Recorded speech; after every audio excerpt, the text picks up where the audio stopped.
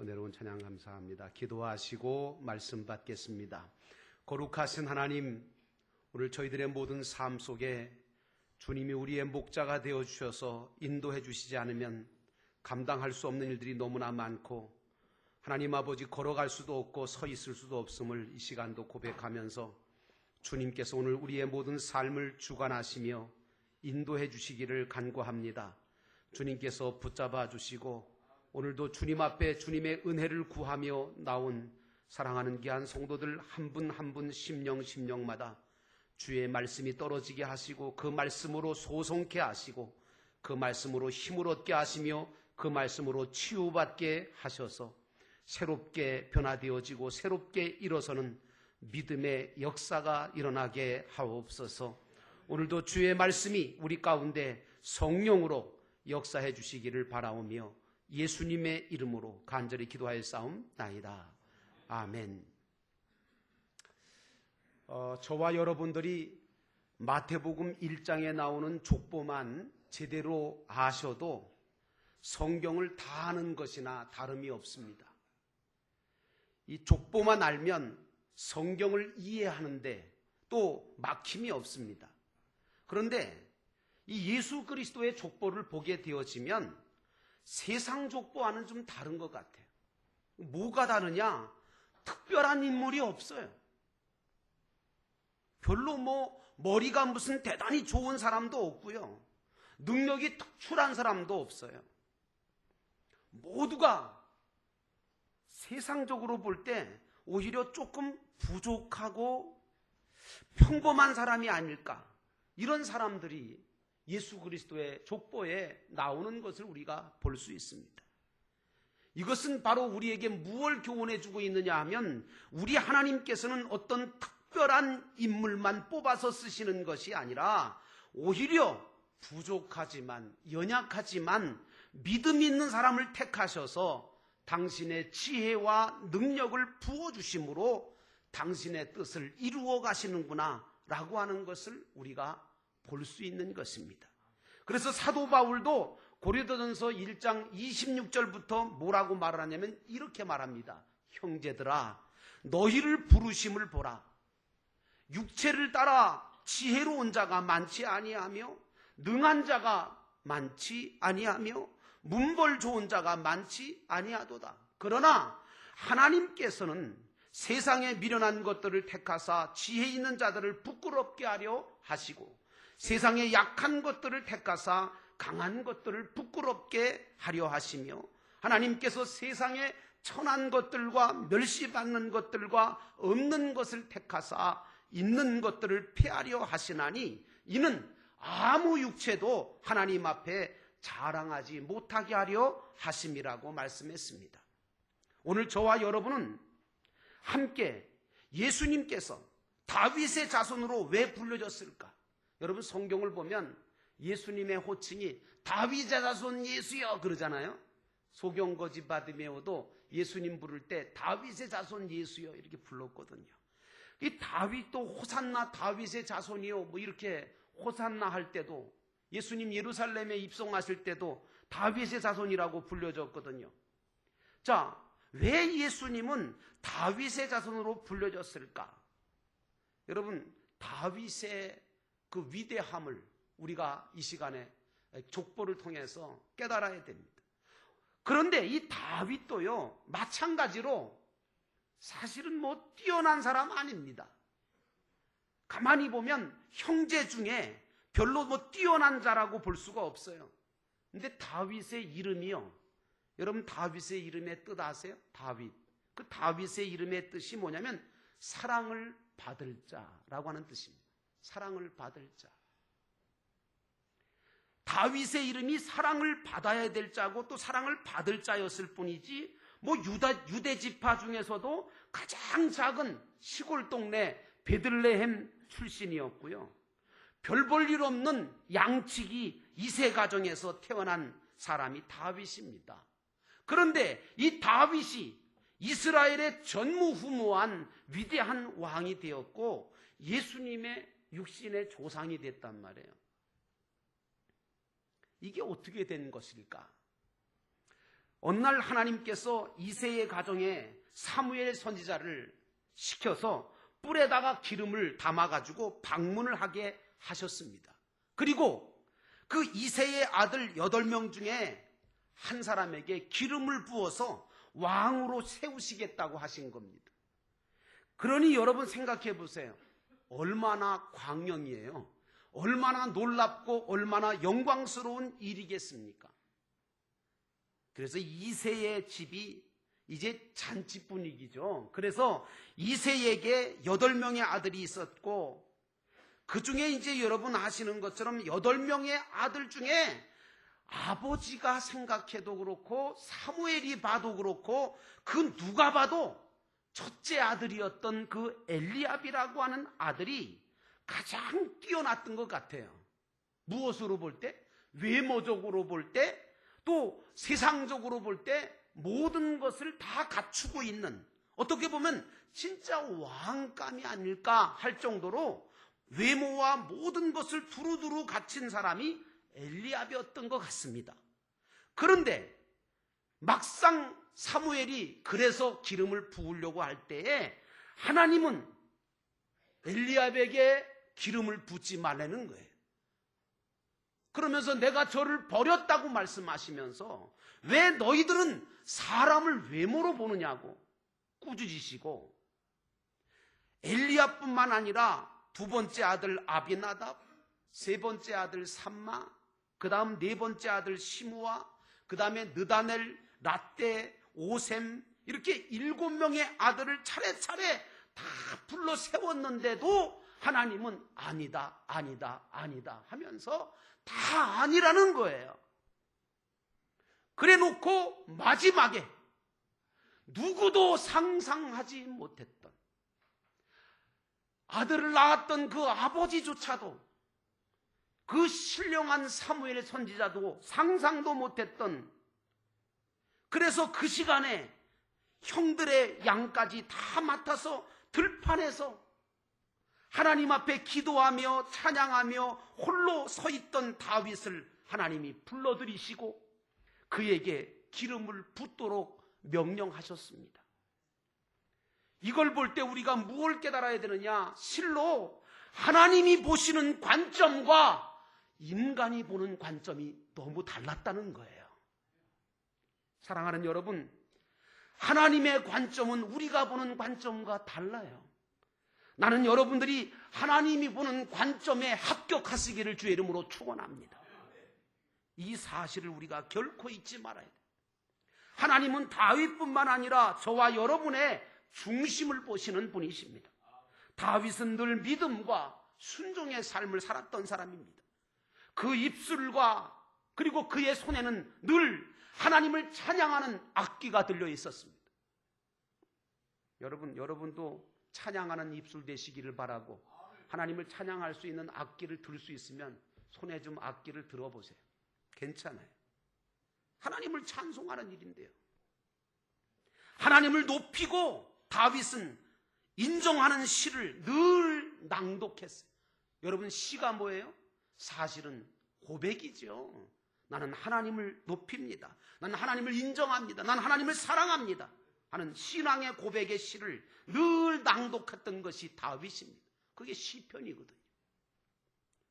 또 자기의 모든 것들을 주관하고 다스리시는 분은 하나님이시며 자신의 인생을 인도하실 분도 바로 하나님이시라는 것을 알았기에 그는 시편 23편에 여호와는 나의 목자시니 내게 부족함이 없다고 고백했던 것입니다.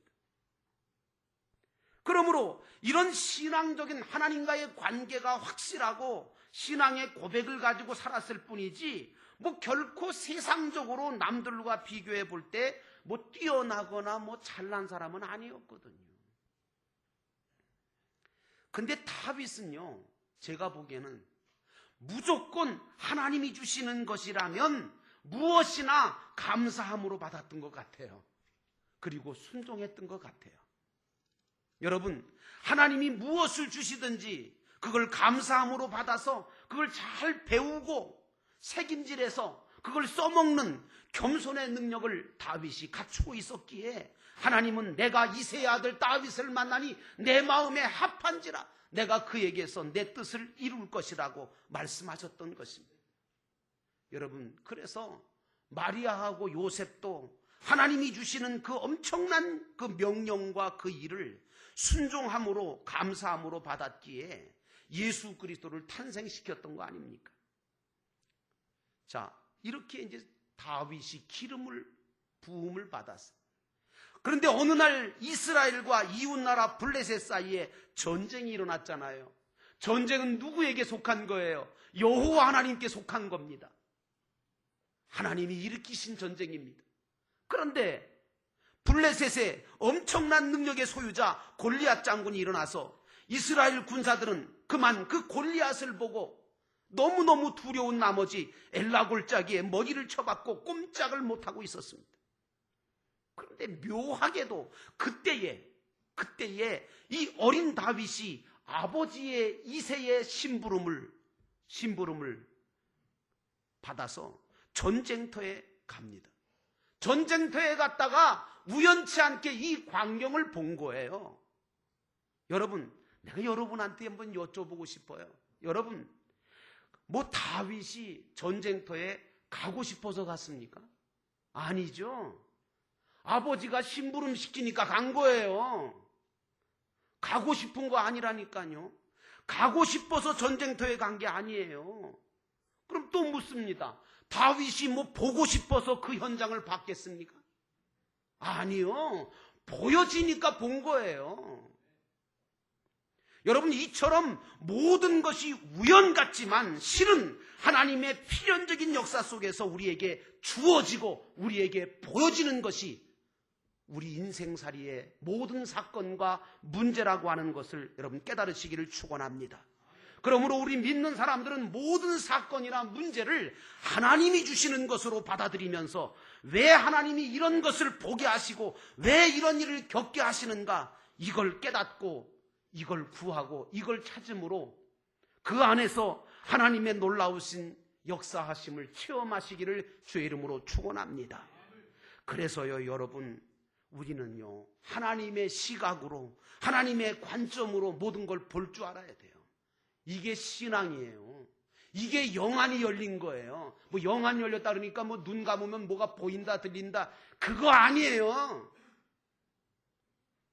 하나님의 시각을 갖고 하나님의 관점을 가지고 모든 사건과 모든 문제를, 모든 사람을 볼 수 있는, 세상을 볼 줄 아는 사람, 이 사람이 영안이 열린 사람입니다. 결국 하나님의 뜻을 쫓아 성령의 능력을 받아 다윗은 전쟁터에 나가게 되었습니다. 여러분, 전쟁터에 나갈 때에 누구도 상대할 수 없었던 골리앗, 그 골리앗을 상대했습니다. 여러분, 누구를 의지해서 상대한 겁니까? 하나님을 의지해서 골리앗을 상대했습니다. 하나님을 의지했더니 하나님께서 골리앗을 쓰러뜨려 주신 겁니다. 여러분, 다윗이 쓰러뜨린 거 아니에요. 하나님이 쓰러뜨리게 하신 거예요. 이거 우리 분명하게 하시자고요. 그래서 이스라엘에게 대승리가 가져다 줍니다. 이 일로 말미암아 어찌 됐습니까? 다윗의 이름이 온 이스라엘에 알려집니다. 그래서 다윗은 사울왕의 곁에 병기든 호위무사로 출세하게 되고 사울왕 앞에서 노래하는 자로 뽑히게 되어지고 나중에는 군대 장관까지 되어서 전쟁할 때마다 백전백승하잖아요. 하나님이 높이시려고 하니까 이렇게 높아지더라고요. 나는 여러분들이 하나님이 높여주시는 높임을 받기를 주의 이름으로 축원합니다. 하나님이 세워주셔야 되는 겁니다. 아무리 인간이 지키려고 해도 지킬 수 없습니다. 아무리 인간이 세우려고 해도 세워지지 않습니다. 여러분, 여호와께서 집을 세우지 아니하면 세우는 자의 수고가 헛되고 여호와께서 지키지 아니하시면 파수꾼의 경성함이 허사라고 했습니다. 나는 여러분들이 하나님을 절대적으로 의지하는 다윗 되시기를 주의 이름으로 축원합니다. 자, 이렇게 되니까 오히려 이스라엘의 사울왕보다 다윗의 이름이 더 떴잖아요. 더 많이 불려졌어요. 더 많이 알려져요. 이러다 보니까 사울왕의 마음속에 상대적인 열등감이 들기 시작해요. 상대적인 그런 자존감이 무너지는 거죠. 그래서 사울왕의 마음속에 악신이 들어갑니다. 그래서 괜히 미워지는 거예요. 괜히 신경질 나는 거예요. 괜히 질투가 나요. 괜히 열등감이 생겨요. 그리고 괜히 인간적인 생각이 들어요. 이놈을 그냥 놔뒀다가는 우리 아들 요나단이 왕이 될 수가 없겠구나. 그래서 결국은 사울왕의 마음이 악한 마음으로 다 가득 찼습니다. 그래서 다윗을 죽이려고 단창도 던졌습니다. 그런데 죽이지 못합니다. 나중에는 노골적으로 다윗을 죽이려고 뒤를 쫓습니다. 여러분, 이게 얼마나 불행인 줄 아세요? 서로 사랑해야 될 관계가, 서로 믿고 서로 도와야 될 그런 신뢰의 대상이 되어야 될 다윗과 사울왕, 미움의 대상이 되고 의심의 대상이 되고 말았어요. 나는 오늘 여러분 앞에 이 시간에 말씀드립니다. 부탁드립니다. 혹시라도 여러분들 마음속에 이런 악한 마음이 들었다면 여러분의 자신의 마음이 악신에게 사로잡혀 있지 않는가 점검하시고 회개하고 돌아서시기를 주의 이름으로 축원합니다. 회복돼야 됩니다. 예수 그리스도의 이름으로 회복되시기를 축원합니다. 자, 그러다 보니까 사울왕이 이렇게 악신에 걸려서 난리를 치니까 뜻하지 않게 고난이 다윗에게 닥쳐온 거예요. 원하든 원하지 않든. 그러나 다윗은 비록 도망을 칠지 몰라도 사울과는 대적하지 않습니다. 오직 하나님의 인도하심만 받겠다는 거예요. 하나님의 은혜로만 살겠다는 거예요. 난 여러분에게 이런 믿음도 있기를 원합니다. 여러분 생각해 보세요. 다윗이 뭘 잘못했어요? 골리앗 눕힌 거예요. 아니, 골리앗 죽였는데 뭘 잘못했어요? 전쟁을 이겼는데 뭘 잘못했냐고요? 사울왕 옆에서 사울왕을 도와줬는데 뭘 잘못한 게 있어요? 잘못한 거 없어요. 그런데 오늘 다윗이 뭘 잘못했다고 도망쳐야 됩니까? 여러분, 저는요, 제가 다윗이라고 생각해 보니까 기가 막히겠더라고요. 그러니 뭐 다윗이 도망을 치면서 하나님 앞에 물었을 거 아닙니까? 하나님, 도대체 제가 뭘 잘못했습니까? 하나님, 뭘 내가 잘못했길래 이렇게까지 내가 도망을 쳐야 되고 이런 신세까지 돼야 됩니까? 이유가 뭡니까? 참 기도 많이 했을 것 같아요. 근데 여러분, 이게 은혜예요. 이러지 않았으면, 이런 상황이 주어지지 않았으면 다윗이 기도했을 것 같아요? 이런 기도가 나왔을까요? 하나님을 절대적으로 의지했을까요? 난 안 했다고 생각합니다. 여러분, 그런 중에 다윗의 신앙은 점점 더 성숙해져 가고, 그런 중에 다윗의 믿음은 점점 더 성장되어 갔다고 저는 봅니다. 여러분도 고난 중에, 하나님께서 고난 중에 우리의 믿음을 키워가신다는 사실을 오늘 이 시간에 인정하시기를 부탁을 드립니다. 다윗은 이런 어려움 중에도 소망을 잃지 않았습니다. 항상 하나님을 찬양하며 감사함을 잃지 않았습니다. 어려움 중에도 어렵고 억울한 일을 만난 사람들을 오히려 도왔습니다. 또 사울왕을 죽일 수 있는 절호의 기회가 왔는데도 결코 죽이지 않습니다. 오직 나의 가는 길은 여호와께서 아시나니, 그러면서 자신에게 주어진 길만, 믿음의 길만, 사랑의 길만, 용서의 길만 걸어갔습니다. 하나님은 이런 다윗의 모습을 내려다보시면서 어땠을 것 같아요? 여러분이 하나님이면 어떨 것 같아요? 너무너무 마음에 드셨겠죠. 너무너무 반하지 않겠어요? 그래서 하나님께서 다윗에게 어떤 은혜를 주십니까? 가는 곳마다 피할 길을 여십니다. 가는 길마다 살 길을 여십니다. 나는 여러분들이 이런 은혜를 받기 원합니다. 하나님은 이처럼 내가 다윗같이 되면 길을 열어주시는 분이세요. 결국 사울왕은 악한 길을 갔습니다. 여러분들은 사울왕의 길을 가십니까? 다윗왕의 길을 가시겠습니까? 오늘 사울왕의 악한 길을 가다가 결국 어떻게 됐습니까? 블레셋 왕 아기스에게 전쟁터에서 자기 자식과 신하들과 함께 비참하게 죽임을 당합니다. 그리고 결국 다윗이 약관 30세의 나이에 이스라엘의 왕이 되어집니다. 하나님은 다윗에게 근 10년 동안 고난과 연단을 통해 훈련을 시키시고 그 어떤 경우에도 하나님을 찬양할 수 있는 자로, 그 어떤 경우에도 하나님 앞에 기도할 수 있는 자로, 그 어떤 경우에도 하나님을 전적으로 신뢰할 수 있는 자로 만들어 주셨습니다. 난 여러분들이 그런 은혜를 받는 믿음의 생활을 하시기를 축원합니다. 근데 말이죠, 제가 늘 말씀드리는데 우리가 잘못될 때는 다 조심하죠. 근데 잘 될 때가 문제거든요. 잘못되어질 때는요, 다 긴장하고 다 조심합니다. 근데 잘 될 때는요, 조심을 안 해요. 오늘 다윗이 이제 왕 위에 올랐습니다. 그리고 전쟁마다 승리하게 됐습니다. 나라가 태평성대가 됐습니다. 다윗의 신앙이 나태해지기 시작했습니다. 다윗의 신앙이 타락되기 시작했습니다. 성도는 안 될 때보다 잘 될 때 더 조심해야 된다고 생각됩니다. 결국 다윗은 낮잠을 잤습니다. 그러다가 저녁 무렵 늦게 자리에서 일어났다가 결국 우리아의 아내를 보게 되고 취하게 되고 신복 우리아를 전쟁터에 보내서 죽게 만드는 엄청난 범죄를 저지르게 됩니다. 그런데 하나님은 이런 엄청난 죄를 지은 다윗을 버리지 않으시고 하나님은 다윗을 사랑하심으로 나단 선지자를 보내서 책망하셨습니다. 때로 하나님의 말씀이 여러분들에게 책망하시는 말씀으로 들릴 때가 있을 것입니다. 그러나 사랑하는 여러분, 나는 여러분들이 그것이 하나님이 나를 사랑하시기 때문에 주시는 말씀으로 받으시기를 주의 이름으로 축원합니다. 여러분, 사울왕 같아 보세요. 사울왕 같으면 어떻게 했을 것 같아요? 나단 선지자가 나타나서 당신이 어쩌고 저쩌고 그러면 사울왕 같았으면 뭐야 임마? 하고 아마 선지자를 단칼에 죽였을 거예요. 아니면 옥에 보내든지. 그런데 다윗은 어떻습니까? 전혀 반대입니다. 그는 나단 선지자를 통해 주시는 말씀을 하나님의 말씀으로 받았습니다. 자신을 위하여 주시는 말씀으로, 자기를 사랑하시기 때문에 주시는 말씀으로 받았다는 말씀입니다.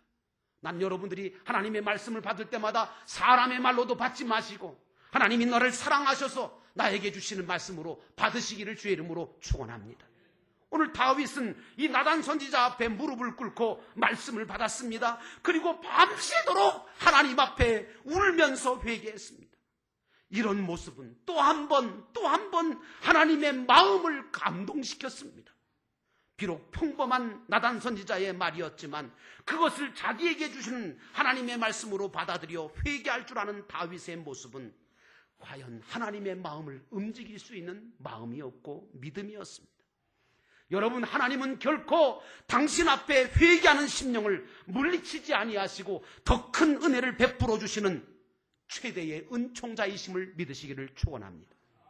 이 회개로 인하여 하나님은 그의 죄를 용서하셨을 뿐만 아니라 지금까지 다윗이 잘했을 때보다 더 존귀하게, 더 크게, 더 아름답게 들어쓰시면서 축복해 주셨습니다. 그리고 저는요, 더 특별한 은혜가 있었다고 생각합니다. 누구에게? 밧세바에게. 여러분, 하나님께서 다윗과 결혼한 밧세바의 죄도 용서하시고 받아주셨다고 저는 생각합니다. 성경 속에 자세히 나오진 않지만 밧세바는 이 다윗과의 관계 속에서 낳은 첫 번째 아들이 죽어가는 사건을 겪었습니다. 자기가 낳은 아들이 죽어가는 그 사건 속에서 다윗과 함께 하나님 앞에 철저하게 밧세바도 함께 회개했을 거라고 믿습니다. 죽어가는 아들을 보면서 자신의 죄 때문에 죽어간다는 사실 때문에 얼마나 가슴 아파하고 얼마나 회개했겠습니까? 하나님, 내 죄 때문에 저 아들이 죽어갑니다. 나의 죄 때문에 이 아들이 죽었습니다. 주여 저를 용서하여 주시옵소서. 하나님은 자신의 죄를 자백하며 회개하는 자를 결코 물리치 아니하시고 용서하시고 새롭게 하시는 기회를 주시는 분이신 줄로 믿습니다. 오늘 우리가 예수 그리스도를 바라볼 때마다 주여, 주님이 나 대신 죽으셨군요. 그 감격과 그 은혜가 우리 가운데 있어야 합니다. 결국은 하나님은 회개하는 다윗과 이 밧세바를 용서해 주셨습니다. 그리고 새로운 기회를 주셨습니다. 그들 사이에서 두 번째 아들이 태어납니다. 그리고 그 아들이 결국은 다윗의 뒤를 이을 왕으로 세워졌습니다. 그게 누굽니까? 바로 솔로몬입니다. 여러분, 내가 예수 그리스도를 믿고 회개하면 하나님은 그 어떤 죄라도 주님의 보혈로 다 용서해 주실 뿐만 아니라 새롭게 만들어 주시는 분이십니다. 이제 이런 은혜를 받은 우리는 또한 다른 사람의 죄와 허물도 용서할 줄 알아야 된다고 믿습니다. 주기도만 외우지 마시고. 그래서 기독교인들이 제일 잘해야 되는, 기독교인들이 진짜 잘해야 될 일이 딱 하나 있는데 그게 뭐냐? 용서하는 거예요. 근데 제일 못하는 일이 또 용서하는 일이에요. 현대 기독교인들을 보면. 여러분, 우리 기독교인들이 제일 잘해야 될 일은 뭐냐? 용서하는 일을 잘해야 돼요. 사람마다 누구나 이것만은 용서 못하겠다, 내가 이놈만은 절대 용서하지 못하겠다고 하는 이런 대상이 있게 마련이거든요. 그런데 여러분, 저는 여러분에게 분명히 예수 그리스도의 심장을 가지고 부탁을 드립니다. 그것까지도 용서하게 되기를 주의 이름으로 축원합니다. 이런 사람, 이렇게 용서할 수 있는 사람이 여러분 하나님께로부터 자유함을 얻습니다. 하나님께로부터 하늘의 평안함을 얻게 되는 것입니다. 결국 다윗을 통해서 하나님은 당신의 역사를 다 이루셨어요. 여러분도 하나님의 마음에 합한 다윗 같은 종들이 되셔서 주님의 뜻을 이루어가는 위대한 하나님의 일꾼 되시기를 주님의 이름으로 축원합니다. 기도하겠습니다. 다 함께 기도하실 때 하나님, 오늘도 이 시간 오늘 우리에게 주시는 귀한 메시지를 받았습니다.